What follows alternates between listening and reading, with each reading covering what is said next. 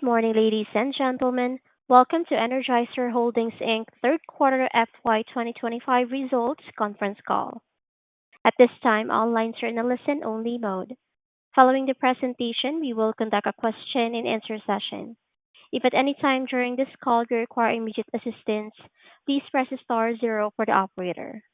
This call is being recorded on Monday, August 4th, 2025. I would now like to turn the conference over to John Polden. Please go ahead. Good morning, and welcome to Energizer's third quarter fiscal 2025 conference call. Joining me today are Mark LaVigne, President and Chief Executive Officer, and John Drabik, Executive Vice President and Chief Financial Officer. In just a moment, Mark will share a few opening comments, and then we'll take your questions. A replay of this call will be available on the Investor Relations section of our website, energizerholdings.com. In addition, please note that our earnings release, prepared remarks, and a slide deck are also posted on our website. During the call, we will make forward-looking statements about the company's future business and financial performance, among other matters. These statements are based on management's current expectations and are subject to risks and uncertainties, which may cause actual results to differ materially from these statements. We do not undertake to update these forward-looking statements. Other factors that could cause actual results to differ materially from these statements are included in reports we file with the SEC. We also refer the presentation to non-GAAP financial measures. The reconciliation of non-GAAP financial measures to comparable GAAP measures is shown in our press release issued earlier today, which is available on our website. Information concerning our categories and estimated market share discussed on this call relates to the categories where we compete and is based on Energizer's internal data from industry analysis, and estimates we believe to be reasonable. The battery category information includes both brick-and-mortar and e-commerce retail sales. Unless otherwise noted, all comments regarding the quarter and year pertain to Energizer's current fiscal year, and all comparisons to prior year relate to the same period in fiscal 2024. With that, I would like to turn the call over to Mark. Good morning, everyone, and thanks for joining us today. As you can see, we have altered our approach for releasing earnings. I hope you've had a chance to review our press release along with our prepared remarks posted on our website this morning. I'll open today's call with a high-level summary and then open it up for questions. We had a strong third quarter. Results came in ahead of expectation, and that's a direct reflection of the work we've done over the past few years to strengthen our business. We've been focused on restoring margins, investing in growth, and building a more agile operation, and it's paying off. Let me hit a few highlights. First, our categories remain resilient in spite of a cautious consumer. We had a solid performance in batteries and lights, and while auto care was a bit softer due to mild weather, our new Podium series is off to a great start. Second, the projected impact of tariffs on our business has materially improved. Current tariff rates are significantly lower relative to our guidance last quarter, and we have a comprehensive plan under which we have already executed several initiatives to mitigate any remaining impact to earnings. Through a combination of pricing, cost initiatives, and production credits, we now expect to fully offset the earnings impact from tariffs in both fiscal 2025 and 2026. A big part of that is the production credits we're now receiving as a result of our continued investment in U.S. production. These credits are meaningful. We expect them to contribute $35 to $40 million of gross margin, net earnings, and free cash flow on an annual basis prior to any reinvestment. We also completed the acquisition of Advanced Power Solutions in May. The acquisition further expands our ability to manufacture in region for region and provides additional optionality to mitigate the impact of tariffs and supply chain disruption. The acquisition also provides greater scale to our European business and provides the opportunity to expand with key retailers in strategic markets. We expect the acquisition to contribute $40 to $50 million of net sales in the current fiscal year. We returned $84 million to shareholders through dividends and share repurchases this quarter.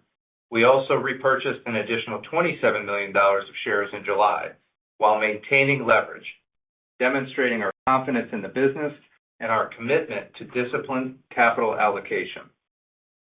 We are increasing our outlook to reflect the higher level of earnings generated by pricing, tariff mitigation efforts, and the inclusion of production credits. We now expect adjusted EPS of $3.55 to $3.65 and adjusted EBITDA between $630 and $640 million. We have a high level of confidence in delivering our fiscal 2025 outlook and generating continued earnings growth in fiscal year 2026. With that, let's open the call for questions.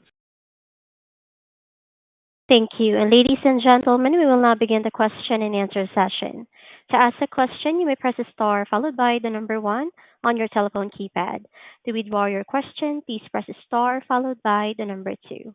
Before we take your questions, I'd like to kindly ask everyone to please limit your question to one primary question along with a single follow-up. If you have any further questions, please rejoin the queue. With that, our first question comes from the line of Lauren Lieberman with Barclays. Please go ahead. Great. Thanks so much. Good morning. There was a lot to digest this morning in the release, and having the prepared remarks that early definitely helped explain all the moving pieces. But just to be clear, I wanted to know if you could first lay out for us kind of key fundamental underlying drivers for the quarter, this quarter and next, and really just thinking about organic sales and profitability and kind of stepping away from the production credits. And then I have a follow-up question on the credits. Sure. Good morning, Lauren. Look, I'll start with kind of overall themes, and then I'll turn it over to John for a little more detail. I think key takeaways from this morning's release: we delivered a very good third quarter, and we're in a position of strength moving forward. For the quarter, we delivered organic growth, gross margin improvement, and earnings growth. For the fiscal year, we expect to deliver growth, gross margin improvement, as well as 7 to 10% EPS growth. I think the most important and exciting part of this quarter is that we have done an exceptional job setting up to drive earnings growth not only this year, but into fiscal 2026. And so, John, I think if you just want to walk through a little bit more of those details.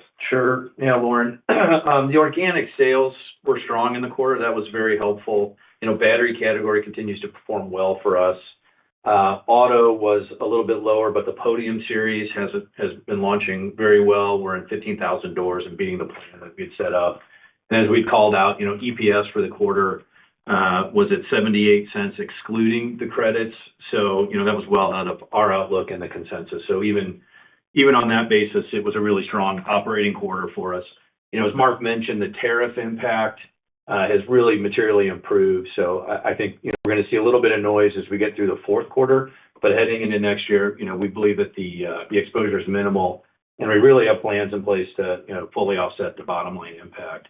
And then, the production credits, as a domestic manufacturer of qualifying battery and battery inputs, we qualify for production tax credits. So that, our expectation is that we're going to see about $35 to $40 million in our base earnings now, and that's really going to come through gross margin, net earnings, and free cash flow. And that's through about 2032. So, really bolster our earnings as we go forward. And then the other big thing is we acquired the legacy Panasonic Europe battery business. We're actively transitioning customers to the Energizer portfolio right now. We think for the full year, we're going to get about $40 to $50 million in revenue. But there is no bottom line impact to earnings that we're expecting this year. So really, really strong quarter, really strong position heading into next year. Okay, great. And then just on the production credits, maybe a little bit of a remedial question, but just if you could explain a little bit more the genesis of these, sort of why recognize it now, because there's this retroactive piece as well as the go forward. And you mentioned investment, and I wasn't clear if that was,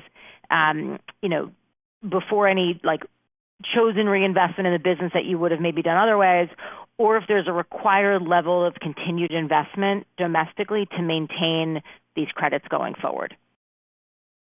So, there's no required investment required. This is a production credit, so we just need to continue producing the batteries and the inputs kind of as we have. And that should get us $35 to $40 million. A little bit about the timing. So you do file for these credits with your tax returns. We just filed our 24 return. We're going to amend our 23.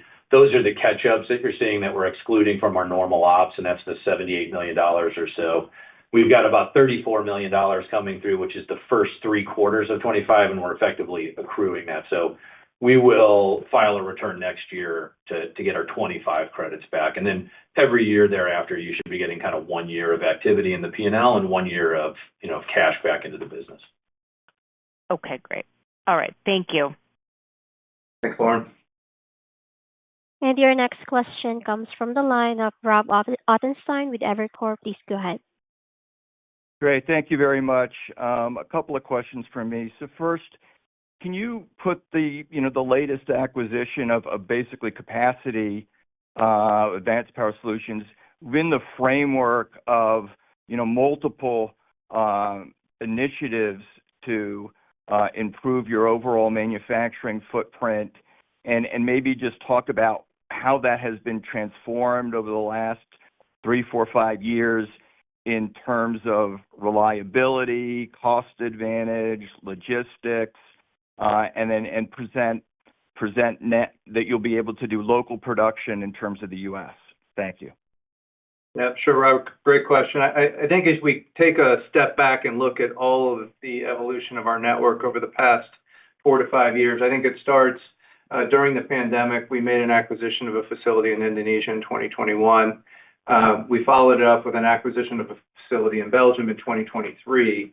With the latest one with Advanced Power Solutions in May. Those were the acquisition-related elements of the network changes. But we also undertook, for the past 3 years, Project Momentum, which was altering and optimizing our network across the globe, including in North America, where we've made significant investment in North America. We've made a $50 million investment to increase the workforce, increase innovation, increase automation, and really been driving the in-region, for-region attribute of our network that you mentioned. All of those pieces sort of click together and create a dynamic network for us to address tariffs, supply chain disruptions, optimize costs, and it's all starting to come together and we're really well positioned from a network standpoint moving forward. Great. And then, kind of veering off that, you bought back stock, which you hadn't for a little while. Can you talk about how we should be thinking about capital allocation over the next 1 to 2 years? Where are you thinking about in terms of taking the leverage down? Are there further, capacity, acquisitions that are on the radar screen? What does CapEx look like? Dividend, just kind of update us on the general outlook for cash flow and capital allocation over the next 1 to 2 years. Yeah, Robert, let me start with the cash flow because, we have invested a fair amount into inventory this year for 2 reasons. One is really the plastic-free packaging transition that we're undertaking in North America. And then we've got a fair amount of inventory that we built up as we were, working to offset some of these tariff impacts. We really expect that to start coming out next quarter, our fourth quarter here. I think that's going to bolster the cash flow. And our expectations is that over the, coming couple of years, we should be generating 10 to 12% free cash flow compared to sales. So, I think that's going to put us in a good position. I'll turn it over to Mark to kind of talk about the capital. Yeah, Robert, I think on just a general capital allocation discussion, obviously over the last couple of years, we've prioritized debt reduction and felt that was really important to do. As we look at our debt capital structure, it is fixed at very favorable rates. And following the Q2 earnings, we saw a material decline in our equity value. And that created, that presented an opportunity to pivot and to create an outsized return through share repurchase. We've been able to repurchase about 5% of our outstanding shares over the last quarter. Going forward, I would expect us to continue to prioritize debt reduction. It is an important and a primary focus for us, but we also have to continue to evaluate all options to drive the highest return. So we're not going to be overly rigid in our approach, and we're going to pivot as opportunities present themselves from a capital allocation perspective.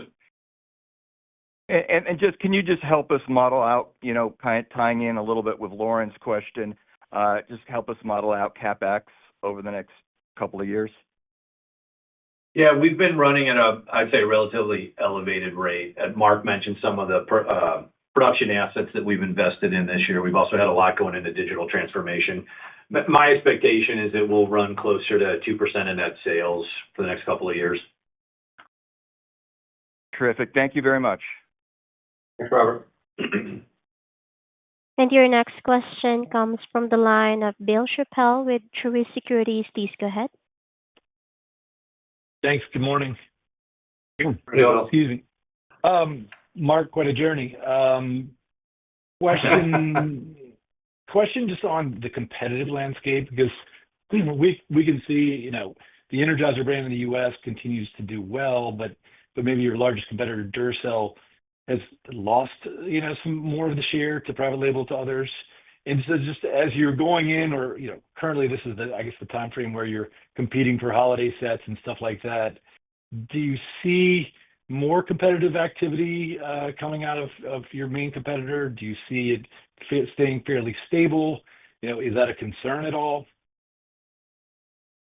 Bill, I think as we look at the competitive landscape, both in the U.S. and international, shares are stable, private label's flat. I think we're in a great position. I think when we take a step back and look at our business holistically, we're the best positioned battery business. We have the strongest portfolio of brands. We have the best performing products. We just talked about with Robert, we've created a dynamic network to manage through any macro environment that we need to. And that optionality, we have the ability to partner with our retailers to bring their particular strategies to life. And so we have the opportunity to meet consumers where they are. With all of those assets at our disposal, it gives us, and we expect to deliver consistent year-over-year growth. It may take different forms online versus in store. It may take different forms retailer to retailer. But at the end of the day, the results are going to be there. Consumers, as we mentioned, they're a little bit cautious, and that manifests itself differently depending upon which category you're talking about. But when consumers engage in the battery category, as you said, they're purchasing our brand. So we're in a great position, and we're going to continue to drive our business going forward. So, what is your initial outlook for the upcoming holidays in terms of, I realize it's fiscal 26, but in terms of both category sets and where you're placed and the consumer? I would say right now we're planning for a normal holiday season. And I think the one alteration you're starting to hear from retailers is that holiday season is going to start a little bit earlier this year, and consumers are going to stretch out their shopping season. And so we need to be ready to address that and be ready to pivot from a timing standpoint. So as of now, we are planning for kind of a basically normal holiday season. Got it. Thank you. Thanks, Bill. Thanks, Bill. And your next question comes from the line of Dara Mohsenian with Morgan Stanley. Please go ahead. Hey, guys. Good morning. Morning, Dara. Historically, you've talked about investing to drive top-line growth. You've talked about expansion in emerging markets, expanding auto care internationally, investing in innovation, digital, expanding distribution, et cetera, et cetera. I won't run through everything, but just curious strategically as you take a step back, as you think about these production credits coming in longer term, so looking beyond this year and even next year when you have the tariff impacts, does this allow you to spend incrementally behind the business? Where might those incremental investments be? And I guess, B, just are you actually spending some of this back? How do you think about that net amount as you look out longer term? Dara, I think you mentioned the 5 growth areas we've mentioned in the past, and on those, we've mentioned distribution, and we're seeing $15 million distribution wins in North American International this quarter. In e-commerce, we grew 15% in Q3. We've grown 25% year to date. Market expansion, we continue to see strong growth in developing markets. Pricing, we have innovation-based pricing, and then innovation, you see Podium Series. So we have continued to leverage those sort of 5 key areas to drive growth going forward. And certainly the production credits allow us to invest in our business, both from a network standpoint, but also on a growth standpoint. But that, production credits only adding to what we've already done with Project Momentum. So we've driven $200 million of savings through Project Momentum over the last 3 years, which not only helped us restore margins, it also allowed us to have, greater ability to invest for growth. So all of these things add up to the ability to invest where we need to be able to drive the top line growth that you expect. Okay. But I guess generally it sounds like you feel like you've already been stepping up the investment. So it's not like most of this is reinvested back. When you look out a couple years, you could see a decent amount of the production credits drop to the bottom line. Is that a fair way to look at it? Dara, what I'd say is, we've called up our earnings for 25, and I would view that as kind of a new base. And I think as you head out over a longer period of time from here, we should expect to grow algorithmically off that. And I think the credits will really help to drive it.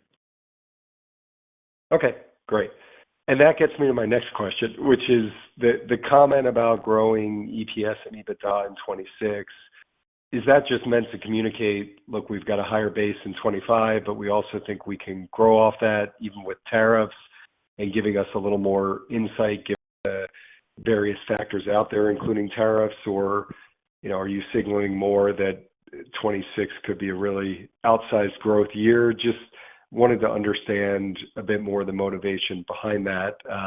You open up the window a bit to ask. I understand you won't be giving us a specific number, but there's also a lot of sort of puts and takes as we think about the production credit, tariffs, and reinvestment. So again, just trying to understand the motivation there and a bit how those three areas, some of which offset each other, some insight into how we should think about that next year.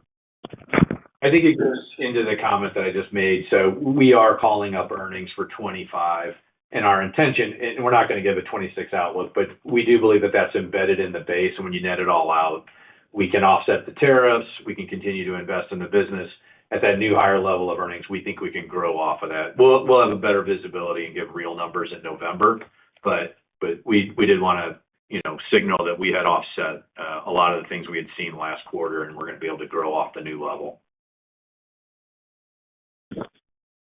Okay, thanks, guys. Thanks, Dara. Thanks, Dara. And your next question comes from the line of Andrea Teixeira with JP Morgan. Please go ahead. Thank you, ma'am. And good morning, everyone. I just wanted to go back to, Mark, what you talked about, the underlying consumption trends in both batteries and autos, and then across the globe, if you can. I understand that you had some in the U.S., specifically some potential pull forward in the 4th of July and the Prime Day events. If there is any reason that the implied, Q4, which is a touch lighter, I think that probably we all thought it would be because you had a better third quarter. So can you talk to us a little bit more on those puts and takes? And then a clarification on the pricing, I understand, which is your tariff impact came in better than anticipated. About half of it would be coming through the mitigation efforts, would be coming through pricing, as you put in on the comments on the prepared remarks. Any timing of it and how you're going to execute, and if that was already announced with your retail partners in the U.S., how we should be thinking of that pricing action and potential for elasticity there. Thank you. Sure, Andrea. Let me talk a little bit about Q3. I mean, just to answer the question simply, there was a 4th of July shipments as well as Prime Day shipments, which shifted into June instead of July. And as a result, we did have a little bit of pull forward into the quarter. And so that I think mainly explains some of the disconnect from what you're seeing from our U.S. numbers, our U.S. consumption numbers versus our financials. On your second question on pricing, I mean, we took pricing earlier this year. It was based on innovation as well as existing tariff headwinds. We did not take any additional pricing in connection with the Liberation Day tariffs. We fully worked through these pricing discussions with our retailers. It's starting to show up on shelf with some retailers. You're going to see that benefit really start to flow through in Q4. And what, again, as John just talked through, it allows us to deliver earnings growth this year, and it sets up to deliver earnings growth next year. I think from a tariff standpoint, the message we'd leave you with is we fully offset tariffs with a lot of puts and takes, but we fully offset tariffs in 25 and going into 26. And while you answer that, that's super helpful. On the private label pricing, right? I understand that you said private label has been stable. With their production coming mostly from abroad, do you have any indications of price gaps that you are between? Because it's hard for us. We can look at it in the track channel data, but not so much with obviously Amazon Choice and things like that, and Amazon Basic. If you can comment on what you're thinking would be embedded in your guide, the price gaps for e-commerce. Yeah, Andrea, I think when we watch price gaps externally, we have seen some movement in private label pricing. One can only presume that has to do with some of the tariffs and the cost of the tariffs.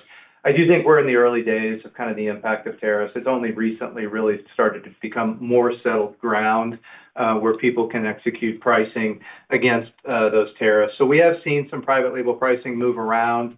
As I mentioned, shares have been largely flat in the latest reporting period. I think it goes back to what I said earlier. I think it was to Bill's question around, we're the best positioned battery business out there. We have a portfolio of brands that we can leverage to meet the value needs of consumers, whether that's Energizer or whether that's Rayovac or Eveready. So we have the optionality as the environment settles from a post-tariff regime, and we can respond and leverage our portfolio to maximize, the retailer strategy as well as our business with that retailer. Great. And then trends in Europe, if you can comment. Yeah, what I would say is U.S. has been a little bit softer than the rest of the world. The way I would break it up, Andrea, is sort of modern developed markets following roughly consistent with what you're seeing in the U.S. and then developing and distributor markets are a little bit healthier. Okay, great. Thank you again. I'll pass it on. And your next question comes from the line of Peter Grom with UBS. Please go ahead. Thanks, operator. Good morning, guys. Maybe just a few housekeeping, maybe just to follow up on Andrea's question, just the fourth quarter organic guidance, where I would imagine you have pretty good visibility, but just the step back that you're kind of talking to, is that really just a function of shipment timing, or is that a sign around maybe underlying trends or category performance deteriorating a bit? Well, you do have the shift from Q4 into Q3, so there is an element of that. You have POS trends that were roughly consistent with what our outlook is for top line in the quarter. So I would say the category's proven to be resilient. At times, consumers will make different choices. They'll stretch out their purchasing patterns. They'll shift channels. They'll shift pack size. But at the end of the day, we expect healthy trends from the battery category. It's just from quarter to quarter. Occasionally, you see some consumer softness, but it doesn't persist for very long. Yeah, we haven't changed our full year view, so it's still flat to 2%. You're seeing that move a little bit between third and fourth quarter, but still relatively healthy. Okay. And then just on that point, just any thoughts in terms of how we should be thinking about the composition of growth between the two segments in the fourth quarter? You alluded to some unfavorable weather. I would imagine that's improved in auto. So just kind of curious how we should be thinking about that from a segment perspective. Yeah, I think the battery you're going to see roughly in line with our call overall, and obviously that's 75-80% of the business, so that should be pretty synced up. Auto, we expect to do a little better as they do some catching up in the fourth quarter. Both businesses or both segments should benefit from that pricing that we've taken for tariffs that you'll see come through in the fourth quarter. So I expect pricing to be a little bit of a driver in the quarter, a little bit better on the auto side than battery, though, kind of, you look at the numbers. Great. Thanks so much. I'll pass it on. Thanks, Peter. And your next question comes from the line of Brian McNamara with Canaccord Genuity. Please go ahead. Hey, good morning, guys. Thanks for taking the questions. I'm curious your view on current battery inventories, both at the retailer level and the consumer pantry level. We heard some other companies talk about retailer destocking in calendar Q1. I'm curious where they stand today. Let's start with consumers first, Brian. I think as consumers sort of stretch out their purchase cycle, I think inventory levels are tend to get a little bit lighter in these times. I think when you're looking at retailer inventory levels, I would say right now they're slightly elevated, and that if that qualification changes retailer to retailer, but we took all that into account as we guided to Q4. Great. And then a quick follow-up. I guess, how would you characterize the overall health of the consumer that, you guys serve? You mentioned private label shares are flat, which is a bit counterintuitive based on what we're hearing from from a consumer standpoint, Brian, I think that's a tough question to answer with a succinct answer. I think consumers are certainly acting cautiously. They're seeking value. They're willing to make changes to get what they want. But how that manifests itself really does change category to category. And when you look at the battery category, as John mentioned, 75% of our business, it is a resilient category. Consumers need batteries. They may stretch out their purchase cycle. They may switch channels. They may trade down in pack size. But at the end of the day, our portfolio serves their needs and allows us to drive the growth that we need. If I could just squeeze one last one in on the pricing element, when do the tariff-related price increases actually hit the consumer at the retailer level? Has it happened already? Are you expecting that to happen in the next couple months? We've heard mixed messages from other companies. Well, that's going to be a retailer-based decision. So we will negotiate our pricing with retailers, and then it's retail shelf pricing at their discretion. So that would be a question for retailers. Fair enough. Thanks. Thank you. And once again, if you would like to ask a question, simply press star one on your telephone keypad. Our next question comes from the line of William Reuter with Bank of America. Please go ahead. Hi. I just have two quick ones. The first, there was a little bit of a change in your capital allocation. Does your leverage target still remain being below 4x over the long term? And I guess I feel like M&A has been completely off the table for some time. Does that still remain to be the case? Well, I think we will still prioritize paying down debt. So I think getting below 4 is a target that we'd like to continue towards. As far as M&A, we've done very small deals. I think any deals we would look at would not materially change our leverage, at least for the foreseeable future. Got it. And then just you kind of touched upon this in the last question, but you mentioned you may see a trade down in pack sizes. Have you seen that thus far, and has this helped on your margins at all in the third quarter? And I guess, do you expect it could in the fourth? Well, so Bill, we have a sort of a bifurcation that's going on. Consumers are either trading up to larger pack sizes, or they're trading down to smaller pack sizes for an aggregate purchase price. On balance, we sort of work all of the aggregation of those dynamics into our call for the gross margin, which we've provided. Got it. All right, that's all for me. Thank you. Thanks, Bill. And we have no further questions at this time. I would like to turn it back to Mark Levine for closing remarks. Thanks all for joining us today. Hope you have a great rest of the day. Thank you. And ladies and gentlemen, this concludes today's conference call. Thank you all for joining. You may now disconnect.